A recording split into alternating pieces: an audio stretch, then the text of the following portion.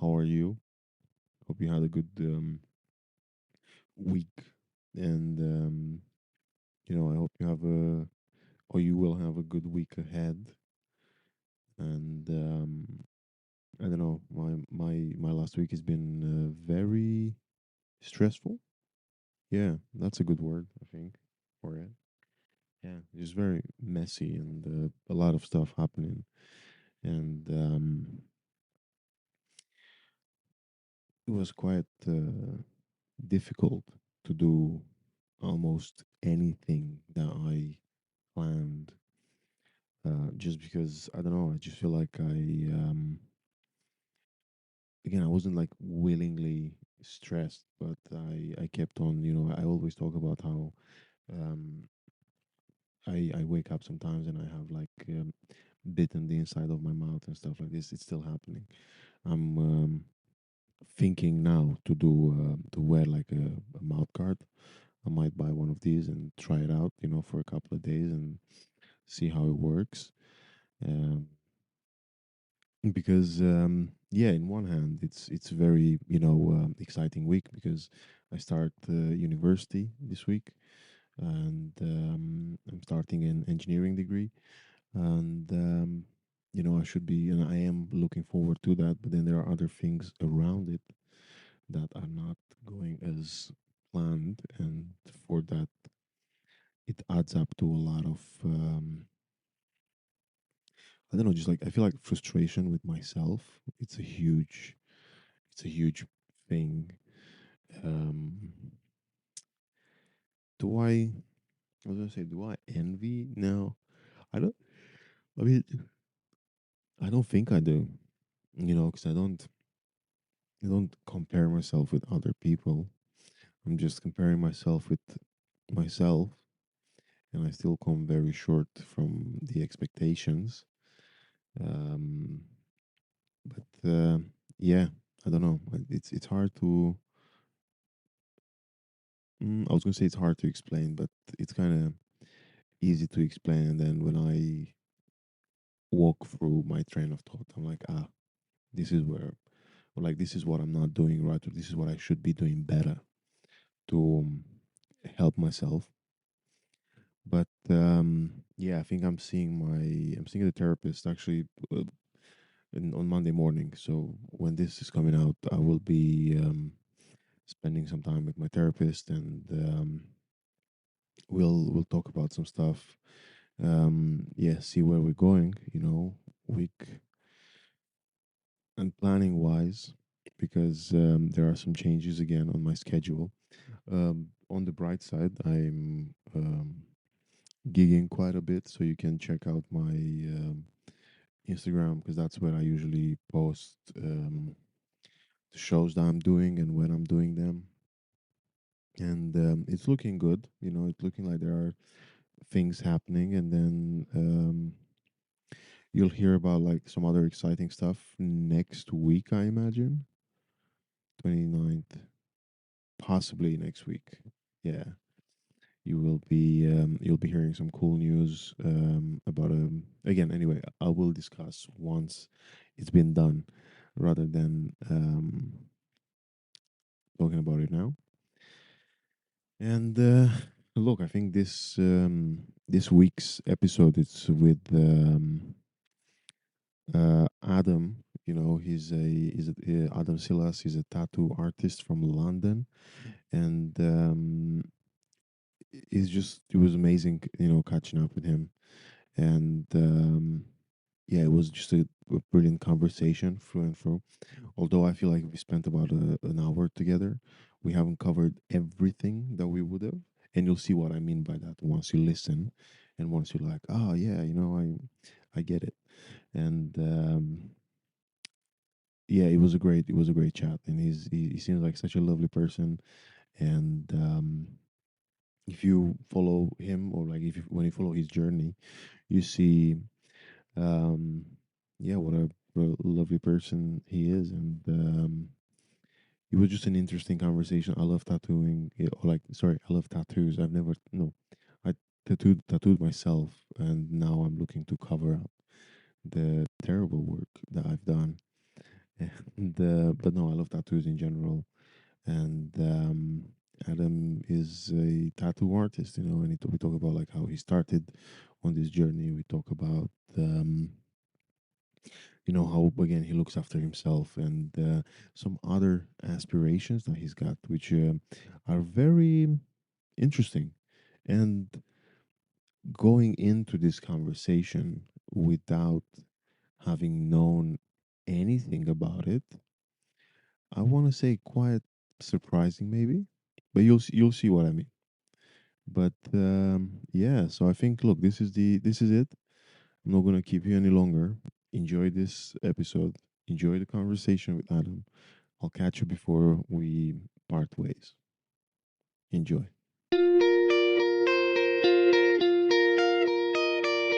Yes. Okay. Hello, Adam. How's it going? Hello, I'm good. How you doing? I'm very well. Thank you so much for taking the time. It's a pleasure to talk to you. In It's I mean, I was gonna say in person, but it's not in person. But I do see you. So, close enough, yeah. No, that's my pleasure. Thanks for inviting me on. are you excited? Because I know we were chatting just before we started recording about your schedule being like really busy. Tomorrow you've got convention. How's that feeling? Yeah, it's good. I'm just driving up tomorrow, driving to Manchester and setting up the booth and everything, and then I'm going to be working there Saturday, Sunday, getting exhausted, and then driving back on Monday morning. Yeah, How does it like when you have to do, because you do I've seen like on your socials you did quite a lot of like pop-up events and things like that, but like what's it like when you get into this, I guess, for when you kind of like you have to set up base far away or yeah. far enough. Well, so every time I do one, I realize that I need more stuff for the next one. So like the first one I did was pretty like bare bones, and I got there and everyone else's booth looked so nice compared to mine. Mine looked a bit crap, and I was like, "Oh no, okay, I need to get this. I need to get this." And like, there's some stuff just to make everything look nicer and more appealing. But also, there's some things that you just learn along the way, like, "Oh, that would be really useful. I need that for next time." And like, "Oh, that's a good idea. I'm going to bring that with me next time." And it just stuff to like make your life easier. But now, my whole car, I loaded it up today, so I'm ready to just drive in the morning, that it's just full with just stuff in all my equipment and everything, ready to drive tomorrow. It's exhausting, but it's nice to see like when my booth's set up. Finally, I'm just like, okay, I've done a good job. Like it looks nice. But when beforehand, like when you go to these places, do you? I mean, does it have? I mean, I imagine by now you do have some like acquaintances in Manchester or friends in the Yeah. tattoo world. But what's it? Have you ever been to a convention where you actually wouldn't know anyone or you wouldn't know Um, many people? I've definitely worked. So I've worked a couple where like I don't know, where I'm not working next to people that I know, because sometimes I go and I work with people that I know, at least like we're like next to each other, they've got a booth next to me, or we're like, or something like that. I've not done one completely alone before, but I have done one where I don't know like the people around me. So like I was in Liverpool a couple of months ago, and I drove up with my friend Duncan, and he was working the convention as well, but we were completely opposite sides of the of the of the center.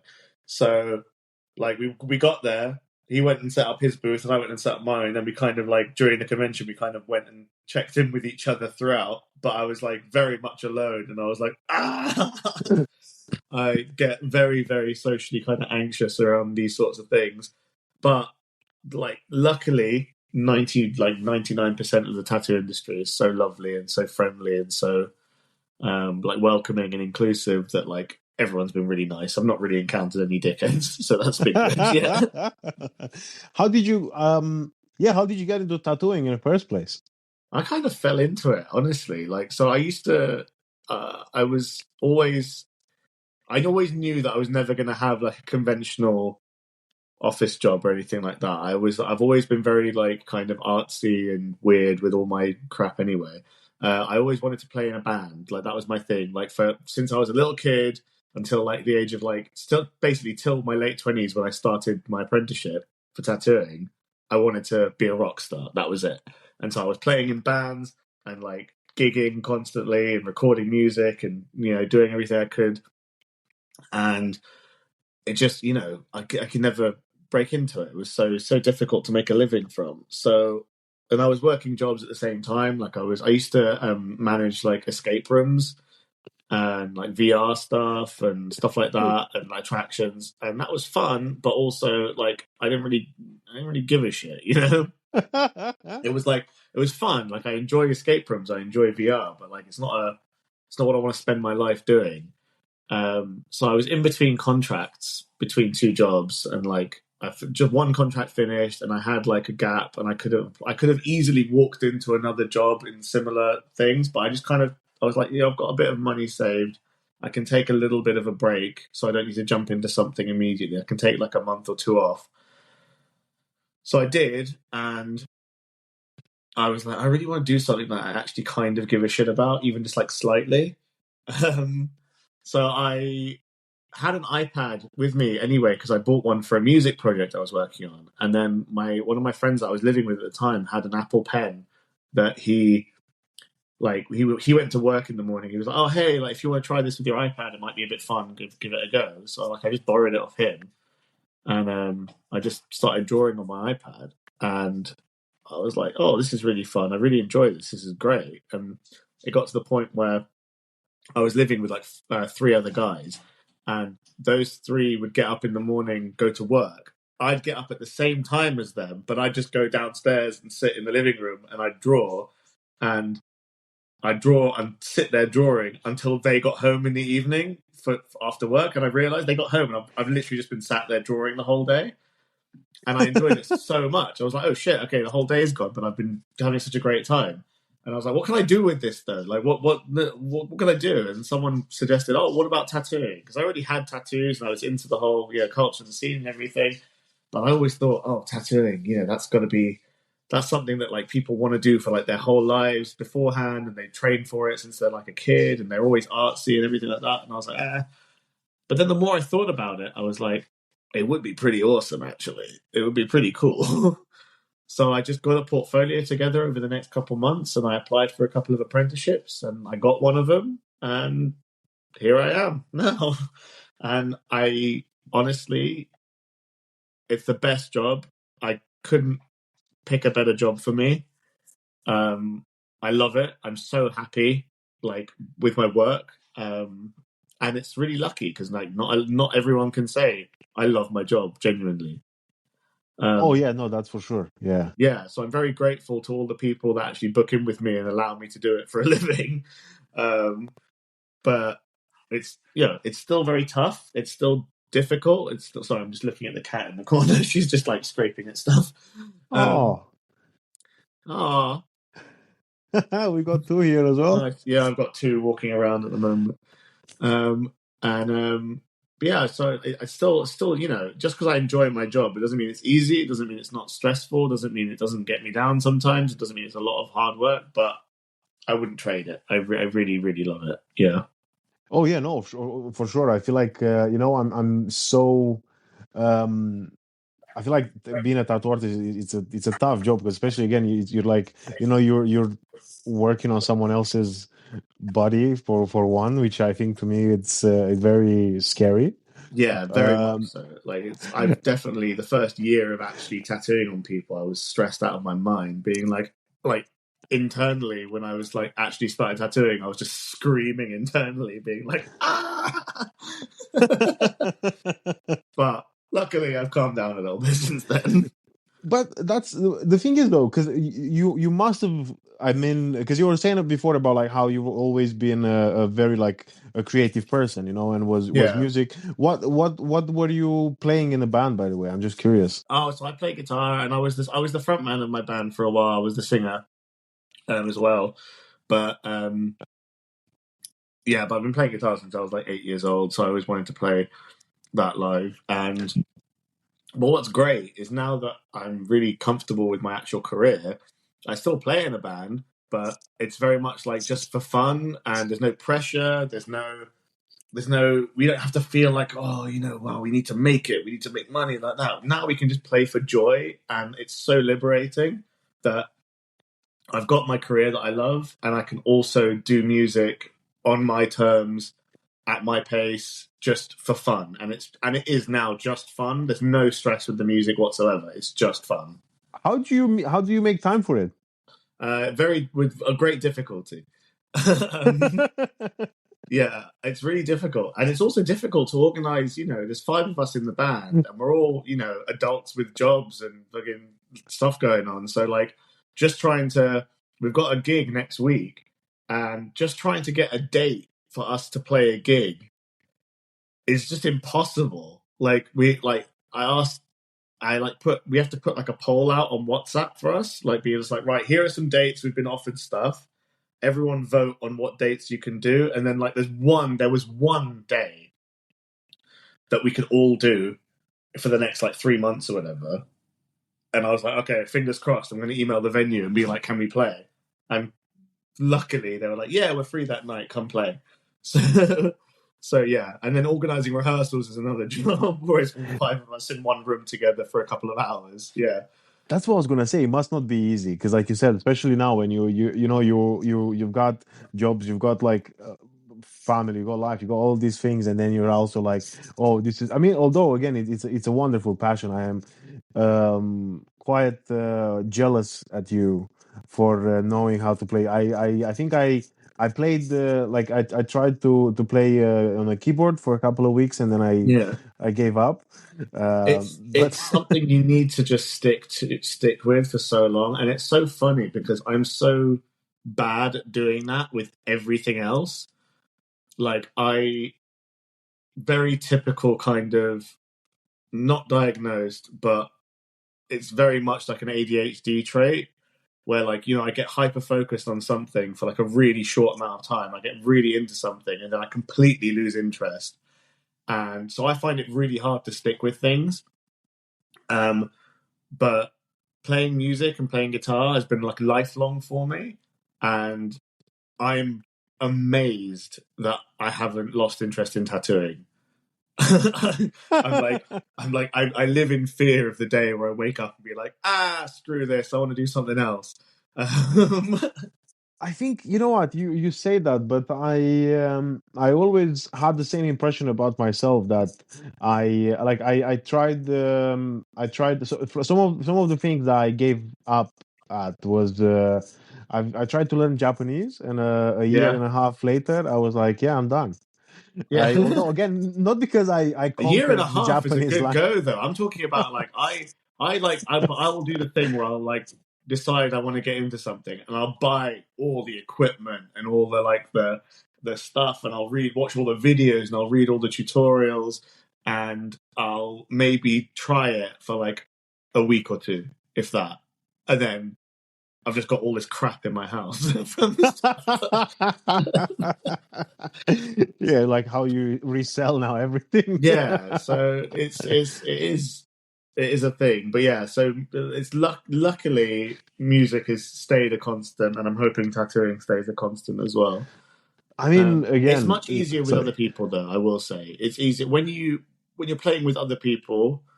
I think it's much easier to stay interested and invigorated. When you're just trying to learn an instrument by yourself in your house or whatever, it is difficult, And I'm glad that I started so young, because now it's like second nature. And at the time when I was a kid, obviously I was like, oh, fine, I've got to practice, I've got to do this, I've got to do this. When am I going to be good at this?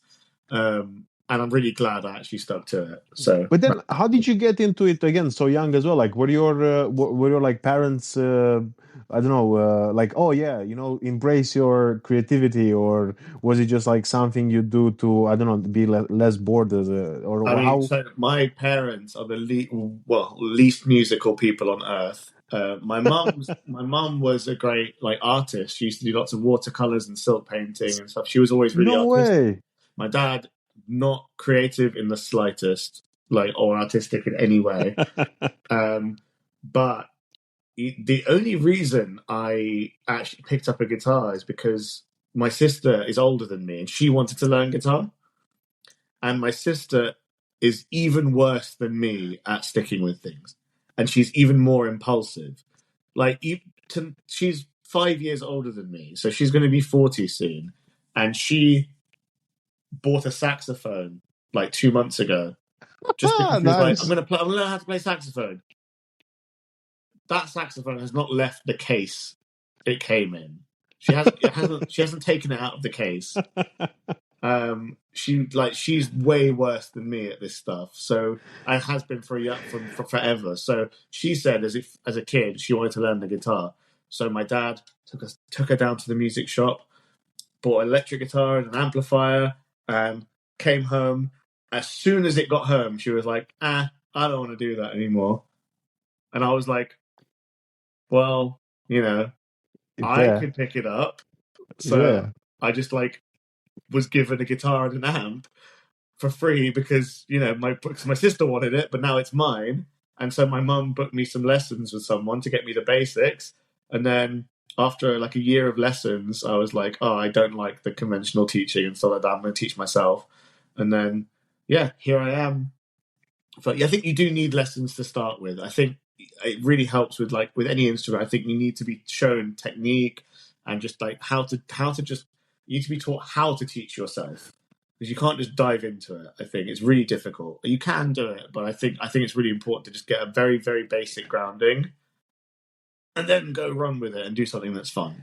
But Yeah, but then you were talking about this, but then I was thinking about something you said earlier of like, when you were like, oh, you took like your career break, yeah, or where you're like, this is not what I want to do, the escape room, and you're like, I just again, I have a bit of savings, I love, and you started drawing, yeah. and then you go into like you put a portfolio together, and then you get into a tattoo studio as an apprentice.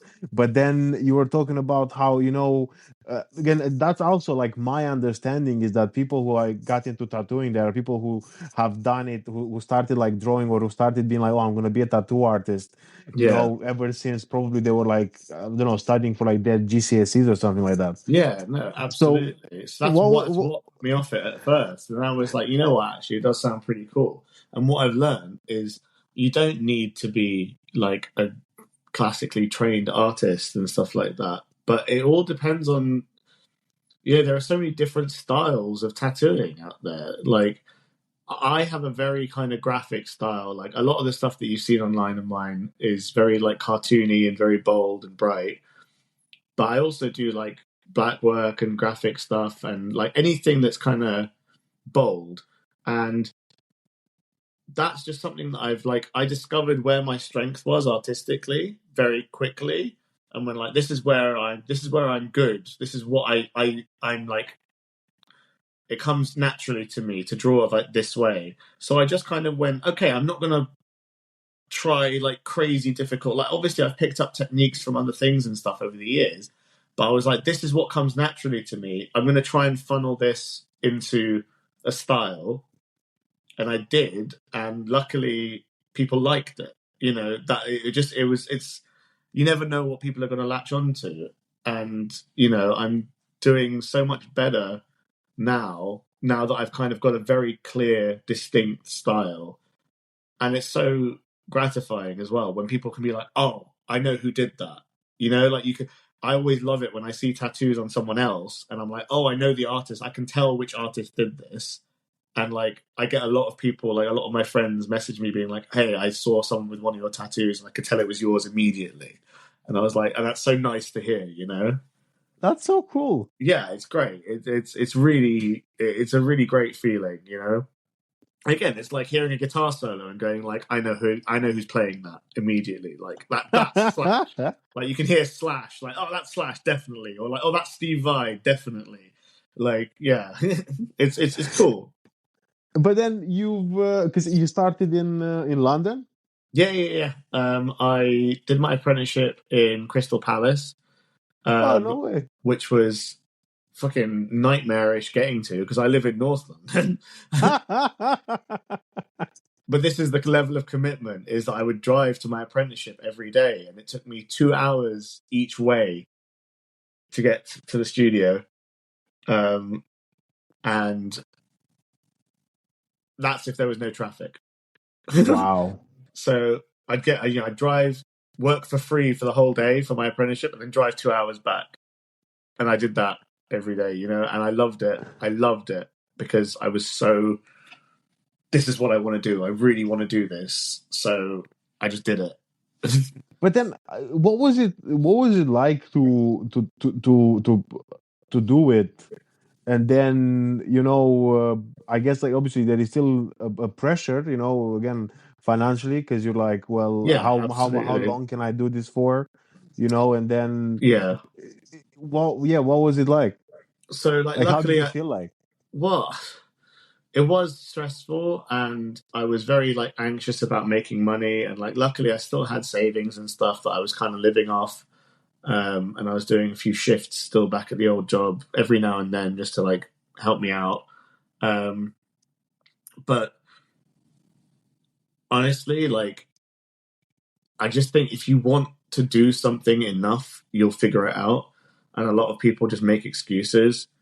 Um, Obviously, there are some people, they're like, obviously not everyone's in a good position. Some people don't have savings. Some people can't do this job and that job, they can't balance this and that. And that's not their fault. A lot of people, I know that I'm in a very, like, I was in a very privileged position for most people. But I also think that there is levels to that. You also need to actually put in effort and do it. And unfortunately, a lot of people are expecting so much out, but they're not willing to put so much in. So yeah, but that's why I feel like I know that I earned.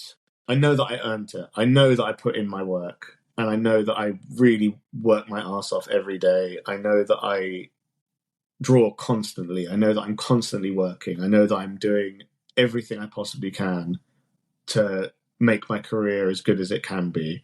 So I feel guilty some days when I'm not. This is the thing I tell people all the time. I find it really hard to watch new TV shows because if I'm sat there and I'm watching something, I feel guilty that I'm not working, that I'm not drawing or something.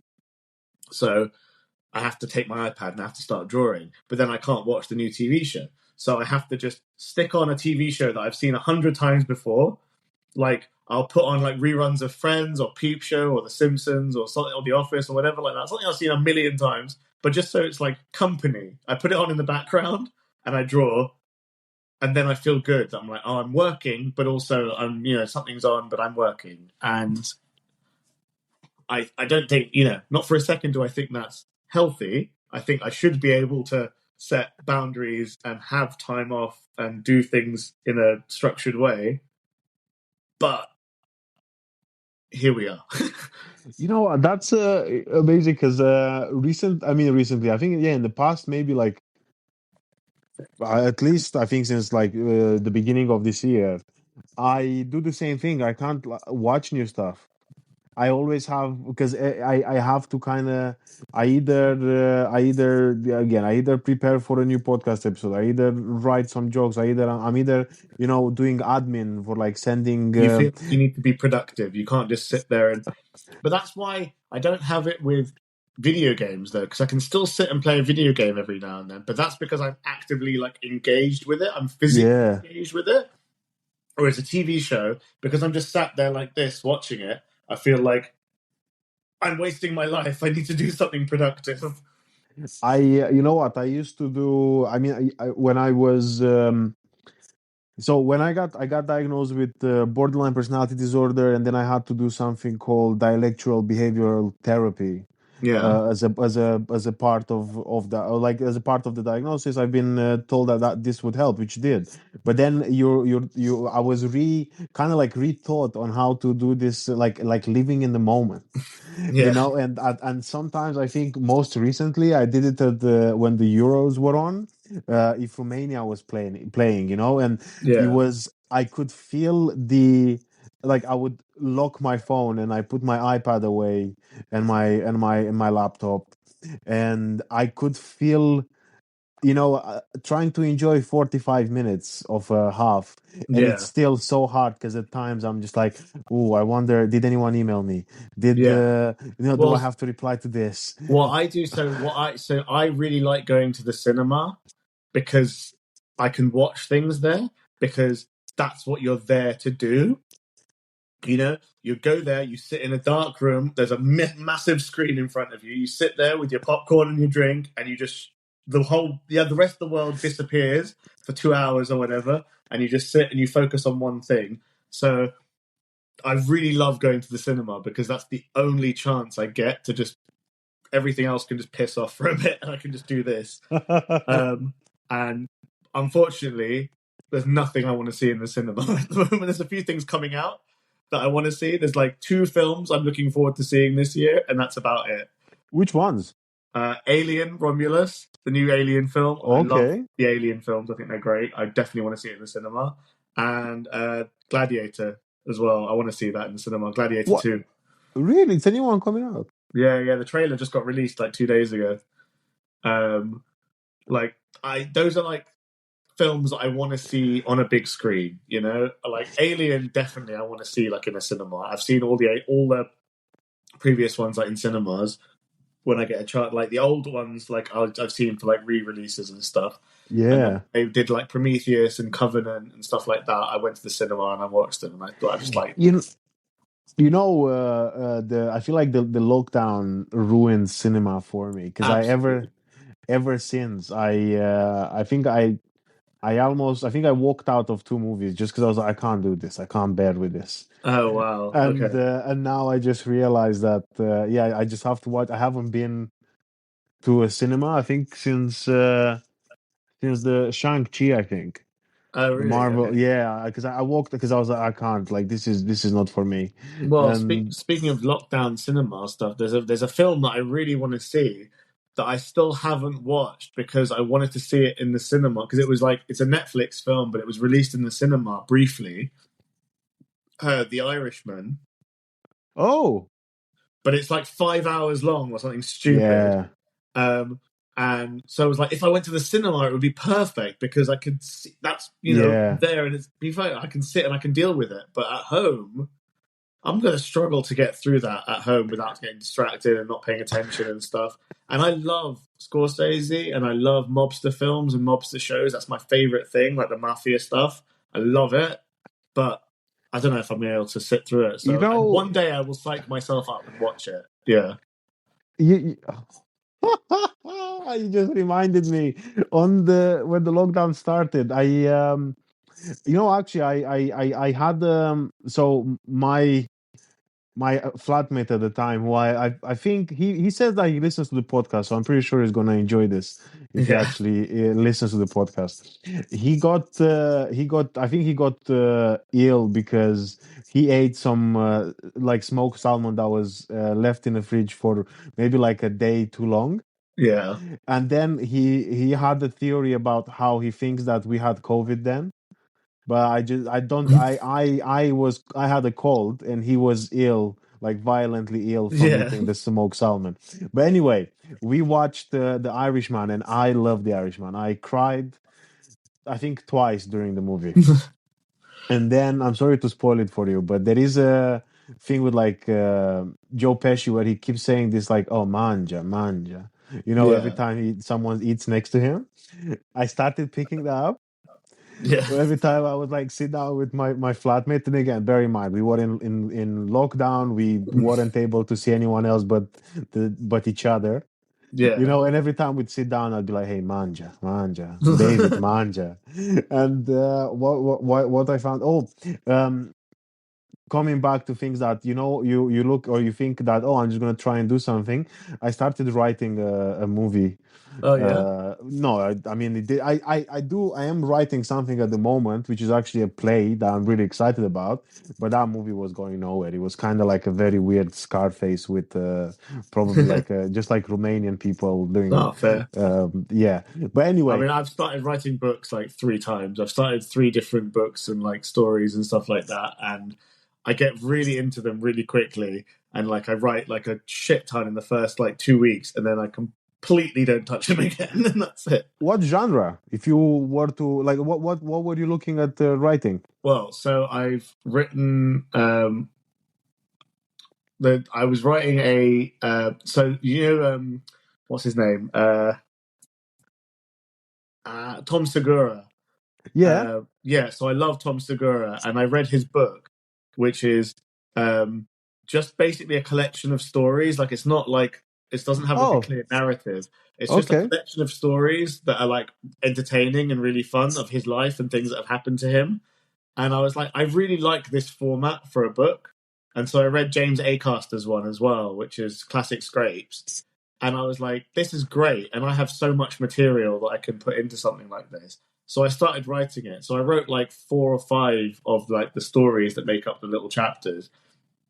And then I completely fell off it. Even though when I've read them to people, people have like my friends have read them and they're like, this is really great. This is really entertaining. You need to do something with this. And I'm like, yeah, maybe one day. But I've also written I've written a couple of children's books as well that I really want to get published because obviously, like with my drawing and stuff, is quite cartoony, and so I wrote a book that I've like is it's a children's book, but it's finished and I read it to kids and like that I and the parents. I've always had really good feedback for it, and I want to start drawing it. And it's actually about mental health as well. No way. And I really wanted to write like some children's books. I've written a couple, but like about like real issues for kids, but like just framed in a really nice way. So like I've done one about depression. That's the finished one, and then there's a couple of other ones that I want to do about like self confidence that I've got planned out, and there's a few about like LGBT things that I want to like that I've got ideas like mapped out for. And I feel like that's something that I'd love to get that one at least that one book about depression. I'd love to make that a real thing at some point. That's like a real big deal to me. That's amazing. And what makes you be so, like passionate about it? Well, just I mean, I've suffered with my mental health my whole life, really, and I have a daughter, and I see her, and I just want her to grow. And both her parents have suffered with really bad mental health issues, and I know that it's inevitable that something's going to crop up with her that she's going to struggle with, and it kind of just breaks my heart thinking about it. And I just think that kids are growing up in this at the current time. There's so much just horrible stuff out there, and not just like forget like political stuff and war stuff. Like just living day to day is so difficult. It's such a struggle for so many people just to get through the day.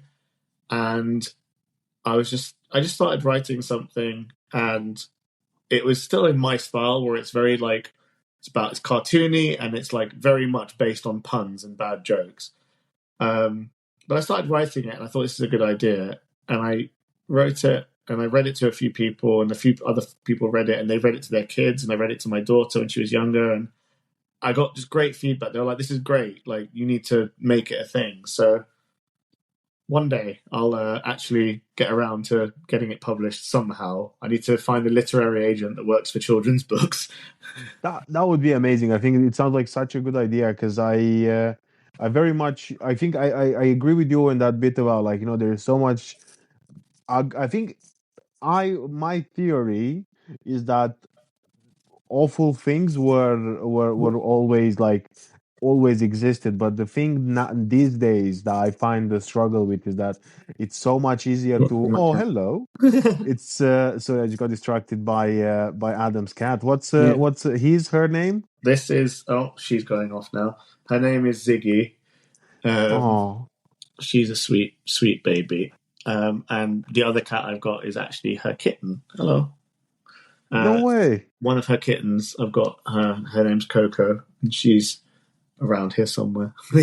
Cute. You got Pickle and Sarma, which are Yeah, my I had a black cat called Pickle. no way. Yeah, so she's actually. Oh no So way! Pickle, Sarma. You know what? You're the third or fourth person I know with a black cat called Pickle. Genuinely, like that's really crazy. Yeah. So I I had a black cat called Pickle, and but I was with my ex, and now my ex has her.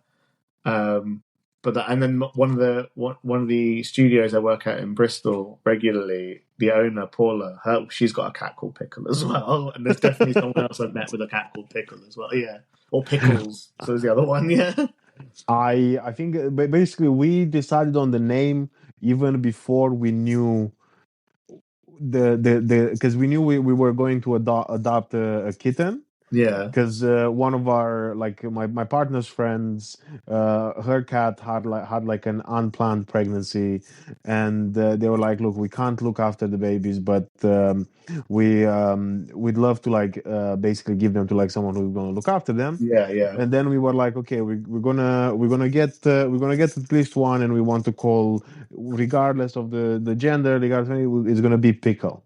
yeah. And then the second one was sarma, because yeah, based on like sarmale, which is like a Romanian dish, which is Okay. actually, now thinking about it, I feel like it's quite weird that I named the cats after food, although I'm not planning to eat them at any point in the Nah, I don't future. think But so.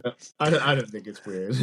I, well, wait. So now, what was gonna say? I was gonna. Oh yeah, sorry. Coming back to what I was gonna say previously about the ugliness in the world. I feel like the I love that we were talking about really serious stuff, and then we just went yeah, on a and we then went on we a like. tangent about cats called Pickle. Yeah. But then the most amazing thing was that I was kind of like, I was almost sad trying to like find the right words to explain like my train of thought about the ugliness in the world, and then I see Ziggy, and I'm like, oh, a cat. Yeah.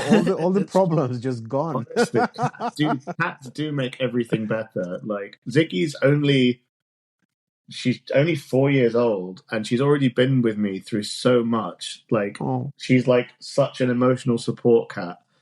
I love her so much. She's like so dear to me. So, but and just knowing that she's like around in the house makes me really happy. Like if I'm lonely in the house, or whatever, just hearing her little feet on the floor is enough to know that like she's around and I'm happy. And then she'll like hop on my lap and sleep on my lap or something. And honestly, she makes everything better. I think everyone should have a cat. I agree. I agree. I feel like yeah, the what, you might add up to my point earlier, to the point that I was trying to make earlier about how, if everyone, we would have like one cat per household. Mm, And and I was gonna say, and this is a bad part of or like a bad joke about, and the restricted online time. yeah. Those two things together would help out a lot. But talking about the ugliness thing, it was that I feel like now it's so easier to find like the showcases of it. Mm, Well, at least, I don't know if no, sorry, I don't think it makes sense what I'm. But basically, there is a lot of ugliness. I think ugliness was around probably for you know a very long time. But I feel like now it's so much easier, and it's usually the thing that gets to be seen first. You yeah. know Well, the that's the the thing. There's always been terrible stuff, but now it's here. It's like immediately there in front of your face. You open your phone, it's there. You turn on the TV, it's there. You go on the street, it's there.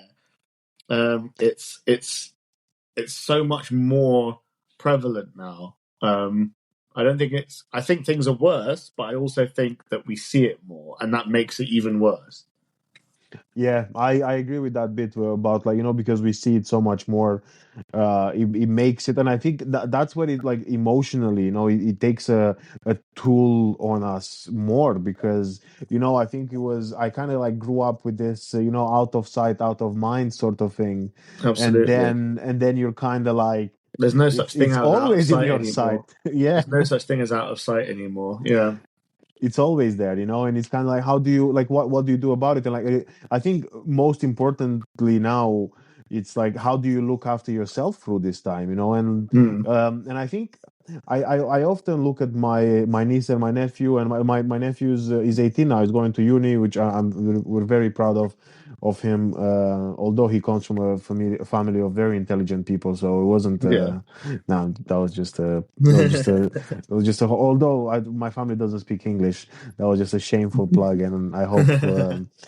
But anyway, yeah. So my point was that I sometimes, I look at my like niece, for example, And I'm like, because I'm the one who helps out my family with like the phone restrictions for her, Yeah. account, like social media and stuff. And it just the fact that I have to do it sometimes it just breaks my heart. Yeah. Because I'm like, I mean, like, again, I kind of get it because I know that when I was a kid, I was, yeah, I don't know. But I think I would play like, I don't know, GTA. And although it was a violent game, it was just, that it was a game. Yeah. And you could turn it off when you were done, Yeah. and you chose when you wanted to log on to it and when you didn't. Like, yeah. Yeah. While now we just kind of like, oh, here's a couple of short, oh, you like short videos about cats? Okay. How about this like terrible thing that's happening, or like how about the world is on fire and you as a 7-year-old got an over. I'm like, Yeah. what? It must be so hard. Again, this is again why like I thought it's important to write something. It's just like kids are growing up in such a horrible world where like everything is so thrust upon them so early as well. Like it's so hard for kids to just remain innocent Yeah. now. They yeah. Now to try and well, I was gonna ask you about something much more I guess happier. Yeah. The goose. How Yeah. did you how did this start? For Oh anyone yeah. that's not heard it before, I'm sure you must have told this story many times, I've but told it many times, but I will do it again. if you I'm don't sure I'll mind, be telling. please. It's not going to be the last time I'm going to tell it. Uh, so yeah. So for context, I tattoo a lot of geese, by which I mean I tattoo geese on humans, not I tattoo geese. Um, um, as of today, what's that? I've tattooed 244 geese. I'm going to hit 250 this weekend at the convention, definitely. And this year so far, I've tattooed 106. And last year it was 111. Yeah, so here we are. Um, so yeah, so it started.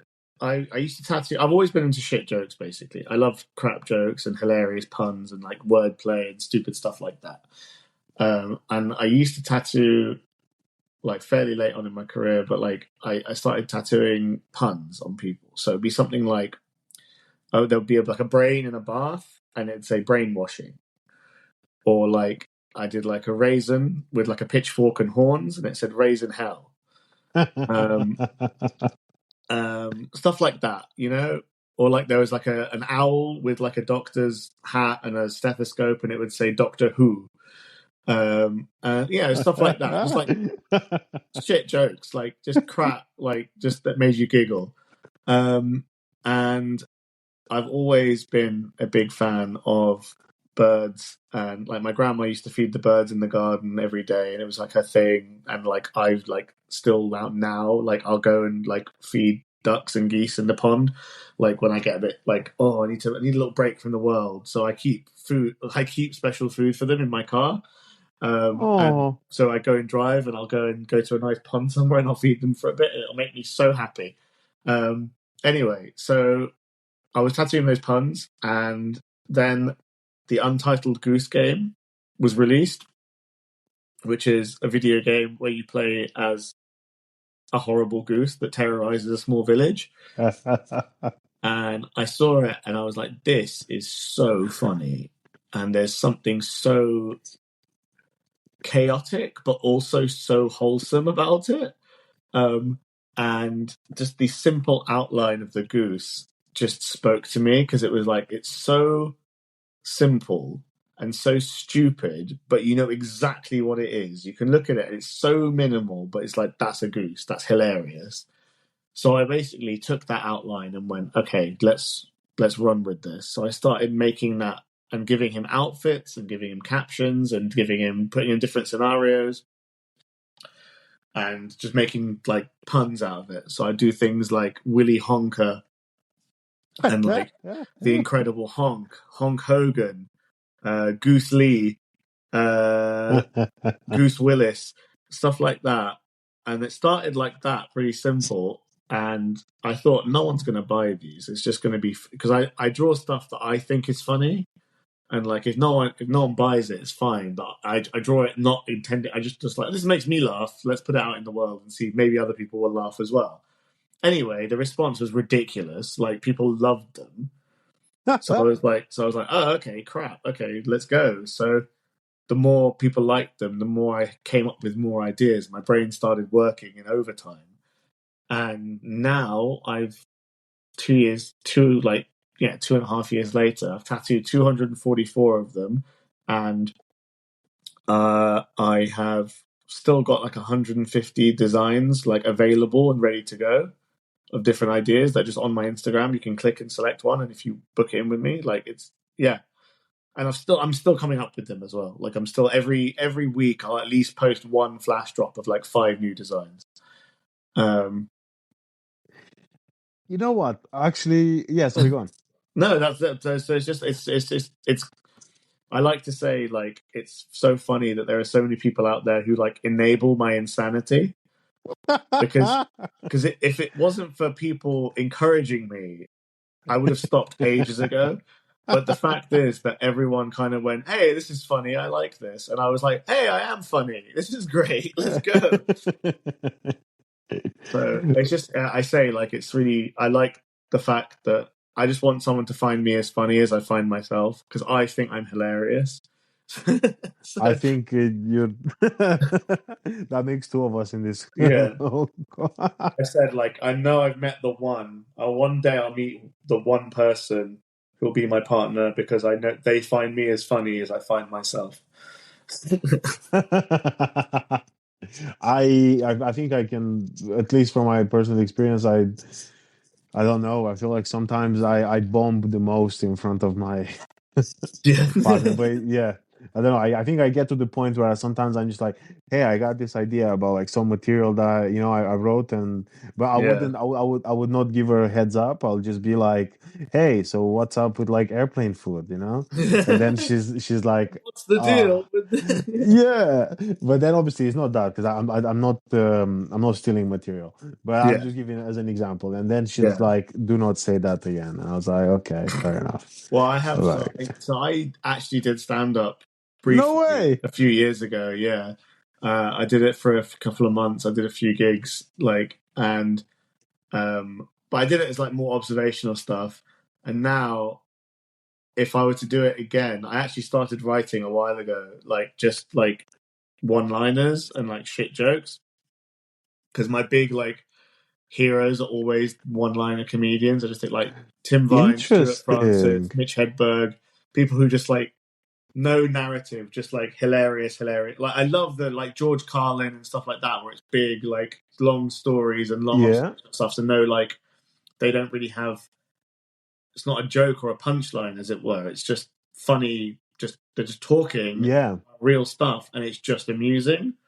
But I have such a soft spot for just one-liner comedians that can just like here is a really short joke with no fat on it, and it's just it'll make you laugh or it'll make you go, "Oh, that's so bad." But I want that reaction as well. I like the groan, the like, "Oh God." Yeah. I think from the list, like Mitch. Oh God, I always say I butcher his last name. Hedberg. Yeah, Mitch Hedberg, yeah. Mitch Hedberg. He's actually one of my favorite comedians. Yeah, I think But he's probably my favorite overall, I think. Yeah.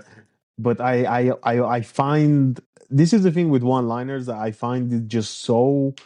I feel like you kind of cover it there, but I feel like it's always either really bad or really good, Yeah. and you That's the thing. There's gotta. no like average one. It's always just like, "Oh God," or that's good. Yeah. And that's the thing with like because that's what I was gonna say. Like I feel like with Mitch Hedberg, everything about him. Like I remember watching. Obviously, I've never met him so in person, but every time I watch a video of him, he's just so like I don't know. I think the fact that he says it is just like wow. Yeah, Everything it's about his him delivery is so good as well. exactly. Like While I if feel like someone else said it, it wouldn't be as entertaining at all. yeah, But I feel like that a lot of comedians. Like I think like Peter Kay, if he wasn't Northern, oh he'd yeah, be shit. Like he'd be such a failure if he wasn't Northern. But because he's Northern and he says what he says in his accent and his with his like inflection, it's funny. That's, you know what I mean? Like I saw him live on like his recent when he came back Yeah, at yeah, the yeah. O2 and stuff. I got offered a ticket last minute. I didn't buy a ticket. I wasn't gonna like, but then my friend was just like, "Oh, I've got a ticket, spare one. Do you want to come with?" And I was like, "Yeah, fuck it." And we went. And a lot of his humor is so dated and so like nothing. But because he's Northern and he's got that accent and he says it in such a way, you can't help but smile. Um, Have you but yeah, I watched? feel like he'd be such a failure if he was from like Surrey or something. Have you watched? This is my favorite question to every British person, Yeah, and you just reminded me, so I'm going to ask you. Have you watched Phoenix Nights? I've watched bits of Phoenix Nights. I've never sat down and If watched the whole thing. I've seen okay, bits of it. Yeah, if you ever come up with a tattoo idea based on Phoenix Nights, yeah, and you need a body to tattoo, I'm willing to offer a okay, part deal. of because I freaking love that show. Like that is my I think that's my favorite English show. You know. Yeah, Yeah, okay, because the reason why for me is because I was born in the north of Romania. It's a very like tiny place, right? yeah, And then I come to England, and I always thought that you know what, English, I nailed it because I went to like I went to like an American school. I thought I spoke English. I was like, I know this language. And then yeah. I got dropped. I got like deployed. You know, when you play like Call of Duty, I got deployed in Manchester and in North Manchester, and then my first job was actually in Bolton. Oh, okay, yeah. So And I you think in the and it's I basically another country, isn't it? Yeah, that's the thing, and especially the accent and everything. I was just like, I think I usually I say this to people that I always thought I spoke English until I got to like Dover, you know, because I yeah, and then from Dover I was like, maybe I don't speak English, and I got to Manchester and I was like, yeah, I don't speak English, yeah. It's and so then different. It's so the different. and although it was like such a shit time of my life, and like there was so many terrible things that have happened at the time when I moved here, the Bolton accent is something that I find hilarious. Oh And yeah, like I even think about like when I used to get bullied and stuff like this, I'm just like now looking back at it, although i I found it hard to forgive my bullies in Romania in school. I yeah. just feel like the ones in like Salford and Bolton, I kind of I can't be sad at them, you know. I can't be mad because I just they still, although they might say awful stuff, I'm like, it's funny. That's pretty. Yeah, to be fair, that's pretty funny. Yeah. Yeah, I get you. Yeah, that's the thing. I watch Phoenix Nights all the time. My partner, she hates it because again, like I feel like some of the jokes haven't aged well, but I love it, and I feel like I agree with you that I feel like, yeah, because of the accent, because of who he is, it just works better. It Yeah, again, it fits him. absolutely. I think like if you, but that's the thing. Like comedy is so personal that like to the person saying it, that like I often do like an experiment in my head where I'm like, if I'll take two comedians hypothetically, so like Peter Kay and Jack Whitehall, and now swap their material over in your head. Does it still work? Like, is it still? You know what I mean? Imagine Jack Whitehall saying some of the stuff that Peter Yeah, Kay like comes Peter out Kay would with. It say. just wouldn't be funny. No. It wouldn't be funny. Uh, Al- Although I think it would be funny to see Peter Kay with deliver some Jack of, Whitehall. yeah, because I feel like with Jack Whitehall, he's kind of like, he's a like he's like, I guess I want to say like a good, a good, what do you call, like it was a very very privileged comedian, I guess, or like, from a, and Yeah, then I he's like a think it very middle class mid, comedian. Yeah, and I think it would be funny to hear someone talking about like being middle class in a very northern in a accent. very northern Yeah, accent. yeah, true. But then the other way around now. Yeah, not at Because I all. think I'd be like, you have to tune it down. You gotta. But genuinely, I think like Peter Kay, just with his voice and everything, I think he could read me a shopping list and I'd laugh. You know? You should watch Phoenix Nights then, because it is a bit Yeah. about shopping. Yeah, All right. season 2, episode 1. Is it on any streaming services that I can watch it on? No, unfortunately, but it's like Oh, on Daily Motion and Vimeo and stuff like okay. that. I'll check it out. If I'll you have to type give it a go. yeah, if you type like Phoenix Nights, and again, it's only 6 episodes. I'm selling it to you. Episode is only six Yeah. episodes per season, 2 seasons. So you could Oh, is that technically, it? yeah, Oh, I always thought it was longer running than that. Well, I know that no, British shows always have like much shorter seasons, but I thought it was more than 2 seasons. Okay. it's 2 seasons, 6 episodes, and Oh. it's honestly, it's one of the best things. Well, And so one of my comedy heroes is in Phoenix Nights for I think for at least for one episode, but he's one of my comedy heroes, and he's not a comedian. He's just Jim Bowen, who is he was the host of the game show Bullseye. no, wait, Jimbo, let me. Sorry, Jim. Oh my God, yes, Yeah, so he. So if you have you ever seen the game show Bullseye?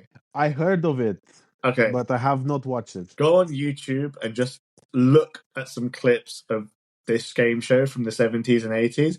Honestly, it's so unintentionally hilarious. Okay. It's so funny without in like it's unintentionally hilarious. My friend and I we watch it together because it's still on like challenge on repeat and stuff like that. And we have the best time because it's just so funny. And we think about it, we're like, this was prime time, like peak television. And it's so funny unintentionally. Um, honestly, we watch it like it's a comedy. And so he was in an episode, I think, of Phoenix Nights, and He was. I've not seen the episode. I've seen the outtakes from the episode of how they struggled to get through a scene together because they kept laughing and they kept getting their words wrong and everything like that. And it just made me laugh so much seeing Jim Bowen in this thing. So I'm definitely going to watch it because I want Yeah, to see that play out. I had to check what he looked like, and he was, yeah, is he actually an ordinary as well, like, or was he faking the accent in the No, Phoenix he's a Nights? northerner properly. Yeah, He's a wow.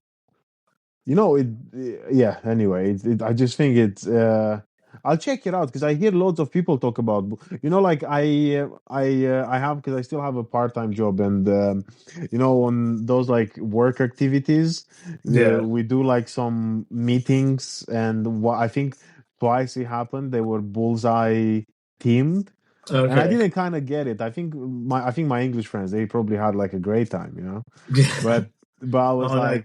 definitely check it out, like the classic episodes on YouTube, because again, like I can't stress it enough that there's something you can't put your finger on why it's so funny, but it's like this is genuinely comedy gold, but without trying to be whatsoever.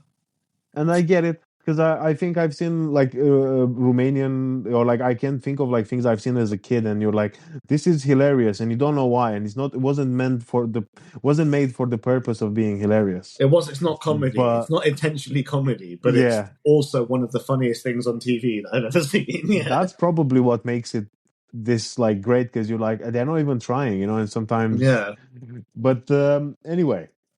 You know what? I've been like, it's been such an, because I'm just question of time, but it's been such an amazing time chatting with you. yeah, absolutely. Yeah, I same. I had a blast. I had no idea you were you did comedy. I'd love to, what, we if you were up for it, I'd love to catch up again at some point, and I'd love Yeah, to hopefully have some news about the books. yeah, absolutely, That man. would be amazing. And look, good luck in Manchester. Now, before we wrap it up, anything you want to say? Where people find your work? How people get in touch with you? And yeah, Yeah, anything that's like coming up that you want to mention, please do it. well, Manchester this weekend. But it's basically like if you want to look at some ridiculous goose tattoos and you're curious about that at all, and you want to have a look at all the crazy crap that I'm talking about, you can find me on Instagram at my handle is at Adam_inks.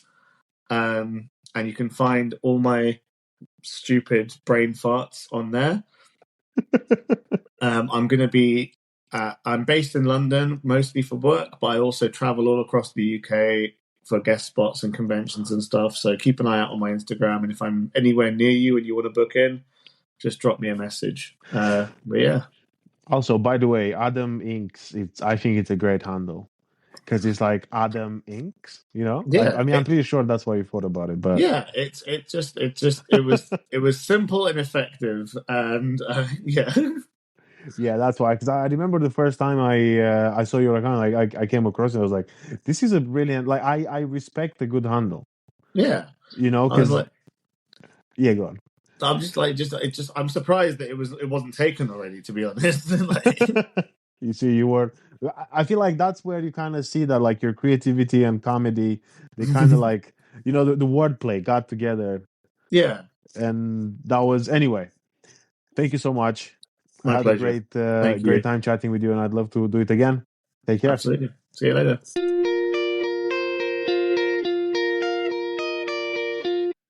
Good, right?